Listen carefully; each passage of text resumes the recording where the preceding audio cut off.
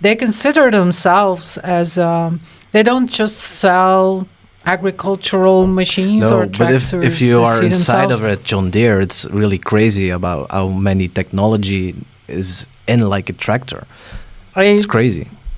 I grew up on like half a farm, so we didn't have a lot of animals, but we did have a lot of tractors. And then, out of the many skills that I will never be able to use, is the fact that I can actually drive one. A tractor, yeah. I You have the need like license? a very no. You don't need a license don't? Okay. if you drive from like the farm Yeah. to the fields. So you don't need a separate license for the. Besides, they only go like 20 kilometers an hour usually. But the ones that John Deere makes, last year at CES, by the way, they announced it, and now it's available if you want to buy it, is their R8 tractor.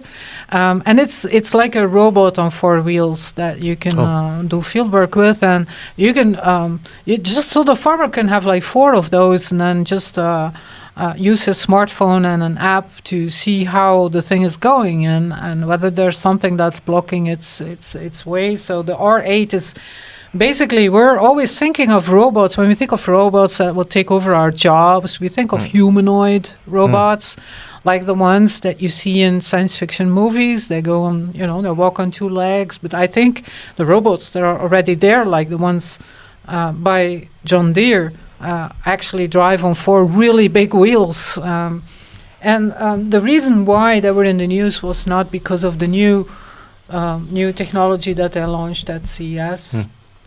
Their automation vision. The reason that they were in the news was that they made an agreement with one of the bigger farmer organizations in the United States that they were giving back the right to repair to farmers to fix their own tractors whenever they break down.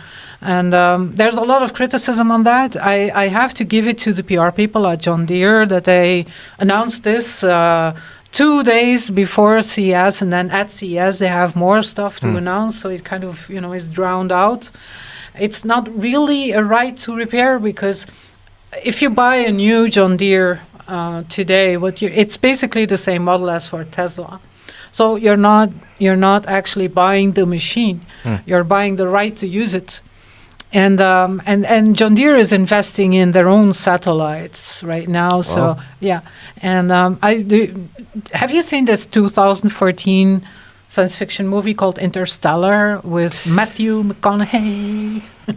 Is it the one? It's like the world is has all dried out and the crops keep failing, and in one of the first 15 minutes of the movie, the tractors or automated tractors, like literally, they're just not in green and yellow. But besides that, they work the fields autonomously. So and then all of a sudden they go a little haywire and they all start coming home. So. And I think that's where we are today. And as a farmer, it is not your machine, and when it breaks down, or if you want to tweak it a little bit, you're not legally not allowed to do that. And now they have, so John Deere says that they have this right to repair back because they were forced by U.S. regulations. Okay. That is one of the things that President Biden pushed through, so it's actually in law right now. But how can you tweak the software that's on an app on your smartphone? I mean, there's really no way. But I think it's an important signal. If you buy, or basically it's like renting, it's like a Tesla, right? So you don't really own it.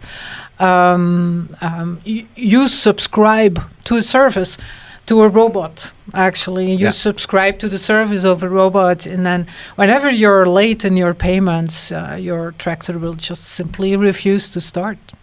So that's... It's crazy. Yeah. But, it's the future. It's the future. We were on a webinar at Blovi event. And there was also talked about, like, you need to rethink, and it was all about subscription. You don't have a car, you borrow a car. I remember when I was little, so my dad owned dozens of old tractors, and the ones with a flywheel on their sides, and then You have to basically start a small fire in front of the tractor to get it going. It literally.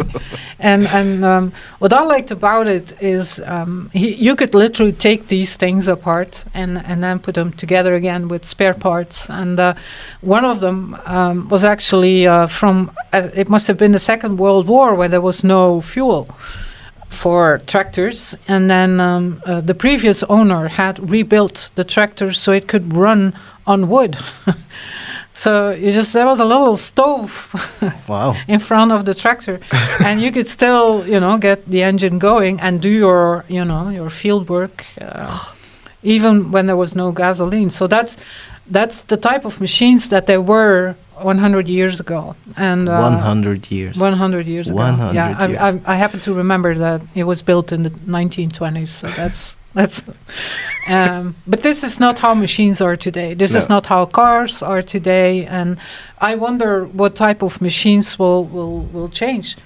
We were just talking about Roombas, which... Yeah, but I've got something to mention, because maybe the people will like it. I am also a car wrap designer, and for an influencer in the Netherlands, I made a car wrap of John Deere on his Lamborghini Urus. So I'm going to show it to you.